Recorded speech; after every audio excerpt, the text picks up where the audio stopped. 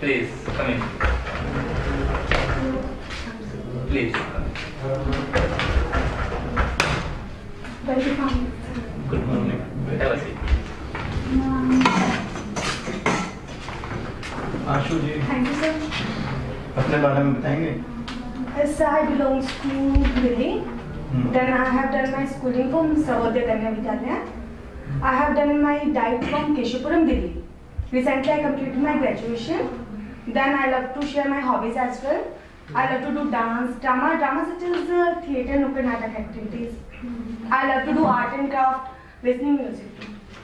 Then I think I have optimistic attitude. I am a good motivator, leader, and that's all about me, sir. And what are your weakness?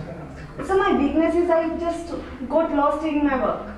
Okay. As an example, अगर मैं अभी classroom में हूँ, मैं कोई topic teach कर रही हूँ और मैंने ऑब्जर्व किया हाँ स्टूडेंट एक्टिवली पार्टिसिपेट कर रहे हैं, तो जैसे 40 मिनट्स का पीरियड होता है तो 50 मिनट्स हो जाते हैं और कहीं ना कहीं क्या होता है उससे जो नेक्स्ट पीरियड में मुझे पढ़ाना होता है वो लैकिंग कर जाता है।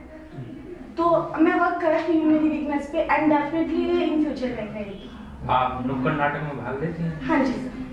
तो आप हमें समझाइए कि आज की तारीख में इन नुक्कड़ नाटकों का क्या योगदान है समाज के निर्माण में, क्योंकि आज मीडिया आ चुका है, अखबार है, न्यूज़पेपर, टीवी है, इंटरनेट है, सब कुछ है, एंटरटेनमेंट के दूसरे साधन भी हैं लोगों के पास, तो किस तरह से ये समाज के दूसरे तबकों को जोड़ता है? सर मेनली मुझे जहाँ तक लगता है मीडिया एंटरटेनमेंट करता है, नो डाउट रिक्रिएशनल एक्टिविटीज का पार्ट है, लेकिन कहीं ना कहीं जो मीडिया है वो हमें सोसाइटी के बारे में बताता है कि सोसाइटी अब कैसी है और उसमें क्या चेंजेस हो सकते हैं। इम्प्रोवाइजेशन कि अभी मान लीजिए कोई भी बैड स्किल्स अभी चल रही है, राइट, कुछ भी सोशल एंटी एलिमेंट्स हैं, उससे रिलेटेड अगर हमें अवेयरनेस क्रिएट करनी है तो नुक्कड़ नाटक इज अ बेस्ट, बिकॉज नुक्कड़ नाटक में वॉइस रेज होती है, पार्टिसिपेट होता है, वॉइस रेज होती है। वॉइस रेज इट मींस ये नहीं है कि आपको थिएटर कर रहे हैं, लाइक थिएटर में भी मैंने पार्टिसिपेट किया है सर। थिएटर में क्या होता है कि आपको जस्ट अपना पार्ट रोल करना है। ये गरीब लोगों को भी जोड़ती है जिनके पास में दूसरे संसाधन नहीं है, टीवी नहीं है, बिल्कुल सही, अखबार नहीं पढ़, अनपढ़ों को भी जोड़ती है। बिल्कुल सही, इसका मतलब हम बोल सकते हैं बेसिक लेवल से काम कर सकती है। आजकल लगता है कि मीडिया अपना वजूद खोती जा रही है, वो टीआरपी पे ज़्यादा है, ब्रेकिंग न्यूज़ पे ज़्यादा है, चटपटी खबरों पे ज़्यादा है। तो आपको क्या लगता है कि मीडिया को किस तरह अपने आप को रिवाइव करना चाहिए, उनका काम क्या होना चाहिए? सर मीडिया एक्चुअली क्या होता है कि अगर हम किसी भी मीडिया की बात करते हैं, चाहे वो प्रिंटिंग हो और चाहे वो जैसे कि आपने बताया मीडिया जो टीवी पे शो इलेक्ट्रॉनिक मीडिया, तो उनका रोल क्या होता है सर कि जो समाज में राइट है वो हमें राइट और रॉन्ग दोनों पर्सपेक्टिव पता है। क्योंकि क्या होता है कि rational thinking as a mature person, मेरी रैशनल थिंकिंग अलग है, आपकी अलग है, आपकी अलग है, आप अलग सोचते हैं। तो मीडिया का वे होना चाहिए कि वो हमें, अगर मान लीजिए मोदी गवर्नमेंट है, कांग्रेस गवर्नमेंट है और आप गवर्नमेंट है, वो तीनों का पर्सपेक्टिव हमें बताए, उनके सही और गलत दोनों चीजें बताए, और वो डिपेंड हम पे करता है कि हमारा उसके बाद क्या पर्सपेक्टिव बनता है। सेकेंड थिंग सर, जो भी बुराइयां समाज में है, सोसाइटी में है, वो हमें बताते हैं, लेकिन उससे रिलेटेड उसको हम कैसे ओवरकम कर सकते हैं वो बताना चाहिए, क्योंकि बुराइयां हर कोई निकाल सकता है। मैं बोल सकती हूँ आप में ये कमी है, ये कमी है, ये कमी है, लेकिन उससे ओवरकम कैसे करें, मैटर इज दैट। असू जी, ये हमारे संविधान में वाइस प्रेसिडेंट हाँ जी के बारे में है, तो ये वाइस प्रेसिडेंट का क्या रोल है? सर वाइस प्रेसिडेंट का रोल मैं आपको समझाना चाहूँगी क्लासरूम के माध्यम से। जी सर क्लासरूम के माध्यम से एग्जाम्पल के थ्रू, लाइक मान लीजिए मेरी क्लास है, मेरी क्लास में मैंने एक मॉनिटर बनाया है ना, तो हो सकता है कि किसी भी कारण से वो बच्चा नहीं आया स्कूल, तो उस कंडीशन में क्या है कि मुझे किसी ना किसी और पर्सन की जरूरत पड़ेगी, है ना, कि मुझे क्लासरूम में अगर मान लीजिए अभी आर्ट एंड क्राफ्ट की मैम है क्लास में और मैं क्लासरूम में नहीं हूँ, तो उस टाइम की एक्टिविटी हो रही है, मुझे वो जानने की जरूरत पड़ेगी, तो उस कंडीशन में मैं एक सब्स्टिट्यूट बच्चा रखूंगी, लाइक एक मॉनिटर है, एक सब मॉनिटर, राइट, वाइस मॉनिटर। तो वैसे ही वाइस प्रेसिडेंट का काम होता है। अब प्रेसिडेंट हर जगह अवेलेबल नहीं रह सकते, राइट। तो वाइस प्रेसिडेंट उनके जगह पे ऐसा रिप्रेजेंटेटिव वर्क कर सकते हैं। और हमारी लोअर हाउस है, अपर हाउस है, राइट, तो उससे रिलेटेड भी वर्क हमारे वाइस प्रेसिडेंट जी संभालते हैं। तो मेनली ये है कि एक पर्सन हर जगह अवेलेबल नहीं रहता, तो इसीलिए कई पार्ट्स डिस्ट्रीब्यूट कराए जाते हैं। इसलिए हमारे सिस्टम में भी फेडरल गवर्नमेंट, तो इसका मतलब ये है कि वाइस प्रेसिडेंट एक स्टेफनी का काम कर रहे हैं, मतलब एक टायर को हटा दिया और स्टेफनी को लगा दिया, ये काम है सिर्फ एक वाइस प्रेसिडेंट का? सर एक्चुअली क्या होता है कि हर एक पार्ट इंपॉर्टेंट होता है। एज एन एग्जाम्पल, अगर मैं अपनी 5 फिंगर की बात करती हूँ, इसमें से अगर मैं एक भी हटा लूंगी तो मुझे प्रॉब्लम होगी लिखने में, मुझे काम में दिक्कत होगी। तो इट्स नॉट लाइक कि अगर मैंने एक टायर लगाया है उसका सब्स्टिट्यूशन में नहीं दूसरा टायर लगा दिया। It's all about responsibility. आपकी रिस्पॉन्सिबिलिटी जो है वो ये सर नहीं कर सकते पूरी, और जो इनकी रिस्पॉन्सिबिलिटी है वो आप पूरी नहीं कर सकते। तो वैसे ही हर एक पर्सन का अलग होता है, हम कंपेयर नहीं कर सकते किसी को। अच्छा, ये बताइए, ये अपर हाउस में भी इनका कोई रोल है क्या? सर अपर हाउस के सभापति होते हैं, वो वाइस प्रेसिडेंट जी जो होते हैं। अभी मिस्टर वेंकैया नायडू है। जी जी। हाँ। अच्छा, ये बताइए, अभी हाल ही में एक संशोधन हुआ है, उसमें जो है कि 10% आरक्षण की बात की गई। जी जी। ठीक है ना, तो उससे क्या जो अनएम्प्लॉयमेंट है उस पर कोई इम्प्रूवमेंट होगा? सर अनएम्प्लॉयमेंट की रिजर्वेशन की अगर मैं बात करूं तो बहुत अच्छी बात है, बहुत अच्छा ये स्टेप लिया गवर्नमेंट ने। क्यों? क्योंकि इकोनॉमिकली जो वीकर सेक्शन है उन्हें नीड है, राइट। और इससे क्या होगा, कहीं ना कहीं जिनको रियली में नीड है ना, उनके पास फैसिलिटीज चाहिए। लेकिन यह है कि जितना अच्छे से ये पॉलिसी आई है उतनी अच्छे से अगर एग्जीक्यूशन होगा तो बेहतर रहेगा। क्या रिजर्वेशन उचित है? Sir positive reservation is all about positive discrimination. It's not all about discrimination कि जैसे एक घर होता है, घर में अगर कोई बीमार हो जाता है तो मम्मी उसे एक्स्ट्रा पैम्पर करती है, वो डिस्क्रिमिनेशन नहीं है, राइट। वो पॉजिटिव डिस्क्रिमिनेशन है कि एक बच्चा तो हेल्दी है लेकिन जो बच्चा बीमार है, कम से कम अगर मम्मी उसे पैम्पर करेगी, अच्छे से रखेगी, तो वो बच्चा भी ठीक हो जाएगा। तो वही काम रिजर्वेशन का है। अब जो लोग पहले बहुत वीकेंड से अच्छा बिहेव नहीं करते थे लोग उनके साथ, मान लीजिए मैं किसी ऐसे तबके से बिलोंग करती हूँ जिनके साथ लास्ट टाइम मतलब जो भी पुराने जमाने में अच्छे से बिहेव नहीं होता था, इसका मतलब मुझे मिला ही नहीं चांस कि मैं अपने को अपलिफ्ट कर सकूं, राइट।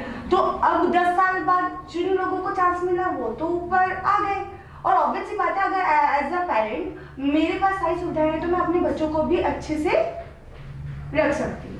तो उन लोगों ने रखा, लेकिन क्या हुआ कि जो जिन लोगों के पास नहीं था वो 10 years बैक चले गए, राइट।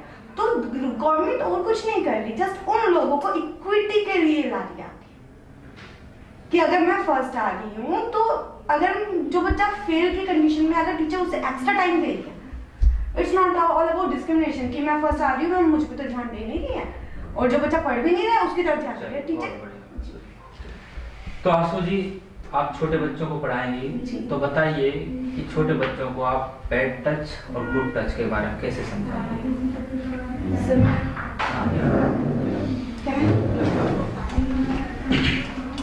सब फर्स्टली अगर हम बात करते हैं पीआरटी, प्राइमरी लेवल के जो बच्चे होते हैं बहुत वी कैन से सेंसिटिव होते हैं, आप उन्हें डायरेक्ट नहीं बता सकते कि this is good touch and this is a bad touch. तो आप उन्हें बताएंगे कि बच्चे अगर आपके घर में this is your face, right, अगर आपके फेस पे कोई ऐसे टच कर रहा है this is good touch, right, but अगर कोई ऐसे करके टच कर रहा है और आपको फील आ रहा है कि ये गलत है, तो यू हैव टू से this is wrong, don't do this, और आपको अग्रेसिव होना है। बिकॉज अगर फिर भी वो पर्सन नहीं मानता तब आपकी रिस्पॉन्सिबिलिटी बनती है कि आप अपने मैम को बताओ, अपने पेरेंट्स को बताओ, अपने पापा मम्मी से शेयर करो, और उसके बाद से हम बता सकते हैं आपके फेस से जो भी नीचे का पार्ट है वो आपके पर्सनल पार्ट पे आता है। अगर उससे रिलेटेड कोई भी आपको टच करता है तो बेटा वो गुड टच नहीं है, वो बैड टच। और सर हमें ये नहीं है कि हम डायरेक्ट बच्चों को बता रहे हैं, हमें बच्चों को सेंसिटिव मोड पर जाके ये सब बताना पड़ेगा। बिकॉज अगर हम बोलेंगे this is a good touch, this is a bad touch, और उसके बाद वो बच्चा जाके अगर मतलब मान लीजिए रूट में गया है, ड्राइवर ने जस्ट ऐसे ऐसे किया और बच्चा जाके घर पे बोल रहा है मम्मी ड्राइवर ने तो मुझे ऐसे ऐसे किया, बैड टच था, उसके पेरेंट्स नेक्स्ट डे आते हैं और झगड़ा क्रिएट करते हैं, जो भी इशू क्रिएट करते हैं। तो हमें बहुत सेंसिटिव नेचर में उन्हें बताना पड़ेगा कि हाँ बच्चे, ये भी नहीं है कि अगर आपको कोई इतना सा टच कर रहा है तो आप जाके बताएंगे, तो थोड़ा सा मॉडरेट वे में हमें जाके डायरेक्ट करना पड़ेगा बच्चों को। आपने बच्चों के लिए कुछ तैयार किया है पोएम? जी बिल्कुल सर। करें? सर कहना सर कहना कंसीडर हो रहा है student? Yeah, of course, we are residents here. You can consider. Very good morning बेटा, कैसे हो आप sir? We are fine. Fine, that's great. अरे स्माइल्स नजर नहीं आ रही सबके फेस पे? ओके लाफ करें एक बार। 1 2 3 स्टार्ट। Laugh 1 2 3 start. हा हा हा हा हा से हा हा हा हा। ओके डू वन थिंग, एक गेम खेलते हैं। आप जल्दी से take out your pen and paper, smile बनाओगे अच्छी सी, इतने में मैम जस्ट बोर्ड को देखेगी और जैसे ही मैम टर्न होगी मैम देखेगी कि सबसे अच्छी स्माइल किसने बनाई है। Okay 1 2 3 start.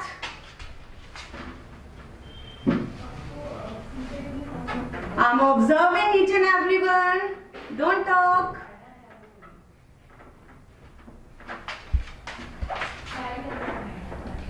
Yes, good. That's better, beta.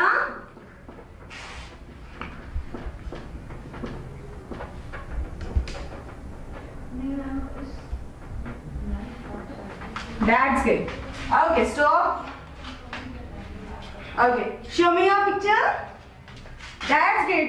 Virat ने बहुत अच्छा बनाया। छवि आपने भी बहुत अच्छा बनाया बेटा। Okay, do one thing. Just put your pen and paper on table and put your hands on table like this. That's good. Okay. Just guess what is it? Yes, what is it? This is smile. Yes. Chavi, you tell me beta, what is it? Eyes. Okay, eyes से क्या करते हो आप? देखते हो ना? अच्छा ma'am दिख रही है ना आपको? अच्छा, is anything missing here? Is Yeah. anything missing here? There is no nose, ma'am. There's no nose exactly. So ma'am ने ये बनाई nose. Is it okay? Yes. So have you heard any poem related to nose? No? Okay.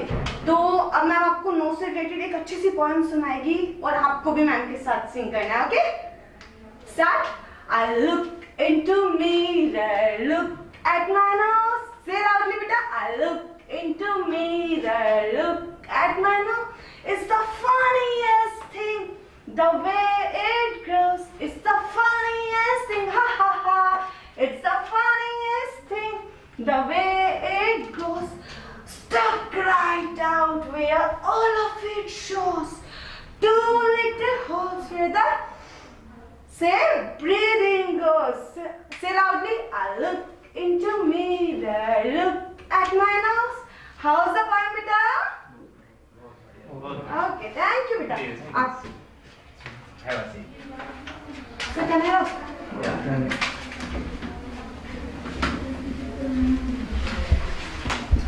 आपने नुक्कड़ नाटक में कोई concept, आपका theme? Sir. yes. नुक्कड़ नाटक में आपकी थीम? Sir, नुक्कड़ नाटक में तीन था। एक first one is girls education and second नुक्कड़ नाटक में डाइट में किया था रिलेटेड द्रौपदी। तो युवा क्लब क्या है? सर इट्स युवा क्लब। युवा क्लब में क्या होता है कि सर जो भी करंट इश्यूज हैं अवेयरनेस से रिलेटेड वर्क किया जाता है। इसमें लाइक अगर मान लीजिए मेरी स्कूल में अभी 12th के बच्चे निकलेंगे राइट, तो उन्हें गाइडेंस की जरूरत होती है। तो उससे रिलेटेड लाइक करियर मेला ऑर्गेनाइज करना या वर्कशॉप ऑर्गेनाइज करना जिससे बच्चों को डायरेक्शन मिले। बिकॉज सर क्या होता है, जैसे मैंने करियर मेला ऑर्गेनाइज किया था उसमें एक स्कूल में सारी टीचर्स अवेलेबल होती हैं, लाइक अकाउंट स्ट्रीम की भी होती है, इको स्ट्रीम की भी होती है, आर्ट स्ट्रीम की भी होती है। तो दे नोज वेरी वेल कि उस ऑक्यूपेशन या उस एरिया में क्या स्कोप ज़्यादा रहता है। तो उससे रिलेटेड हमने चार्ट्स बनाए थे 1 by 1 मैम से कांटेक्ट करके, और जो भी उसमें एरियाज होते हैं वो मतलब हमने एग्जीक्यूट किए थे एक रूम में, जिससे कि 1 by 1 12th A 12th B 12th C जो सेक्शन थे वो आके विजिट कर रहे थे, और जो भी उन्हें डाउट थे वो उसके बाद अपने टीचर से भी डिस्कस कर सकते हैं। तो it's like all about the right direction. Ashu ji, मैं जानना चाहता हूँ कि छोटे बच्चों की साइकोलॉजी को, मासूम है छोटे बच्चे, क्या होता है क्या साइकोलॉजी? सर छोटे बच्चों की साइकोलॉजी के बारे में अगर हम बात करें तो बहुत ही ज़्यादा सेंसिटिव, जैसे कि मैंने अभी भी बताया था आपको, तो हमें नीड होती है कि उस साइकोलॉजी को हम राइट डायरेक्शन में मूव करें, बिकॉज उन बच्चों को नहीं पता what is wrong and what is right, so we need to tell them. अगर बच्चे आप ये पेन है, ये पेन मैंने आपसे बिना पूछे उठा लिया, राइट, तो मैं बताऊंगी बेटा आप ये पेन पहले मुझसे पूछ सकते थे, आप परमिशन ले सकते थे, उसके बाद आप टिक करते। तो बच्चों की साइकोलॉजी आप अलग से सोचते हो, आप अलग सोचते हो सर, राइट, इवन मैं भी अलग सोचती हूँ, लेकिन हमें नीड होती है कि बच्चे जिस वे में सोचते हैं उन्हीं को डायरेक्ट करें सही वे में, बिकॉज अगर मैं उस बच्चे की साइकोलॉजी को अपनी साइकोलॉजी थोपूंगी तो वो गलत हो जाएगा। बहुत क्यूरियस होते हैं बच्चे, एग्जैक्टली क्यूरियस हर चीज को जानना चाहते हैं। बिल्कुल बिल्कुल सर। आपकी हॉबी क्या है? So hobbies dance, drama, art and craft, listening music as well. इस टाइप की म्यूजिक सुनना पसंद करते हैं? ऐसे it's up to my situation, अगर मतलब मेरा मूड अच्छा नहीं है तो I prefer low music, and अगर मुझे बच्चों के साथ एंजॉयमेंट करना है तो आई प्रेफर बाल गीत एंड लाइक जो बच्चों के गाने होते हैं लाइक चंदा चमके चम चम चीखे चो करना चो चीटी चाटे चीनी चटोरी चीनी को, तो मैं उस टाइप की म्यूजिक पसंद करती। अच्छा, ये बोर्ड मास का परफॉर्म किया है? सब बोर्ड मास का मतलब जैसे निमोनिक्स होते हैं, अगर कोई चीज़ हमें सिस्टमेटिक वे में याद नहीं होती तो हम उससे अच्छे से मेमोराइज करने के लिए कुछ ना कुछ ट्रिक बनाते हैं, तो वो बोर्ड मास वही ट्रिक है जिसमें हम बच्चों को पहले बताते हैं कि bracket then of it means multiply, D से डिवाइड एंड एम से मल्टीप्लिकेशन, ए से एडिशन, एस से सब्सट्रैक्शन, उसी के अकॉर्डिंग आप चलते हैं तो आपका जो कैलकुलेशन होता है वो बिल्कुल एक्यूरेट होता है। और बोर्ड मास से रिलेटेड से पहले से एक वी भी आता है, वी का मतलब होता है जो बड़ा ब्रैकेट होता है उसे हम कैसे सोल्व करते हैं। अच्छा, आशु जी, गवर्नमेंट एक स्कीम लेकर आई है इस कोर्स में जिसे कहते हैं प्रोजेक्ट धूप। प्रोजेक्ट धूम, धूप धूम धूम नहीं धूप, सॉरी सर, सन की लाइट, सनलाइट। बिल्कुल मैं डेफिनेटली घर जाके ये सर्च करूंगा। बच्चों के लिए विटामिन डी की कमी को पूरा करने के लिए है। ओके उन्हें धूप में ओके, विटामिन डी ऑब्जॉर्व हो जाता है इसीलिए धूप से। अच्छा, ये मिड डे मील योजना क्या है? सर मिड डे मील योजना फर्स्टली है कि बच्चों को जब वो आते हैं तो कुछ बच्चे ऐसे बैकग्राउंड से होते हैं कि उन्हें घर पे खाना नहीं मिल पाता, कोई भी नंबर ऑफ रीजन रह सकता है, तो जब बच्चे की बेसिक नीड पूरी नहीं है तो how it will be possible कि मैं बच्चों को बोलूँगी बच्चे आप यहाँ बैठो और जो मैं कह रही हूँ आपको सुनना है या आपको पढ़ना है सीखना है, तो बच्चे प्रिपेयर ही नहीं है। बच्चा तो पहले सोचेगा कोई खाना दे दे फिर मैं सोचूंगा कि हाँ भाई पढ़ना क्या, तो इसीलिए स्कीम भी चलाई गई। तो मिड डे मील में क्या होता है कि बच्चों को खाना दिया जाता है उनके नीड के अकॉर्डिंग, लाइक अगर मैं प्राइमरी की बात करती हूँ तो 450 calories and 12 gram protein. Sir इसकी जरूरत क्यों पड़ी मिड डे मील योजना? सर मिड डे मील योजना की जैसे कि मैंने अभी बताया है कि कुछ बच्चा हमारे इंडिया में है सर कि पुअर पीपल्स का रेशो बहुत ज़्यादा है, राइट, और अगर मैं चाह रही हूँ कि राइट टू एजुकेशन के अंतर्गत कि हर एक बच्चे को एजुकेशन प्रोवाइड हो, तो ये तो मतलब ये है कि मैं ख्याली पुलाव पका रही हूँ कि हाँ हर एक बच्चे को एजुकेशन मिलना चाहिए और मैंने बेसिक लेवल पे कुछ किया ही नहीं। तो हमारी गवर्नमेंट ये स्कीम इसीलिए ही लाई थी कि हर एक बच्चे को अगर बेसिक नीड बच्चे की कंप्लीट है तो बच्चा इजीली रेडी रहेगा पढ़ने के लिए, जैसे कि थॉर्नडाइक ने लॉ ऑफ रेडीनेस बताया भी है, अगर बच्चा रेडी ही नहीं है तो आप कैसे बता सकते हो। काफी अच्छा लगा आपसे मिलकर। Same to feedback you have done very well. बहुत अच्छा। थोड़ा सा आप जो है कि करेंट का मुद्दा जो है जैसे कुछ एजुकेशन से रिलेटेड जो योजनाएं बन रही हैं आप इससे विशेष फोकस करिएगा, ताकि आपको बहुत अच्छा thank you. Thank you sir.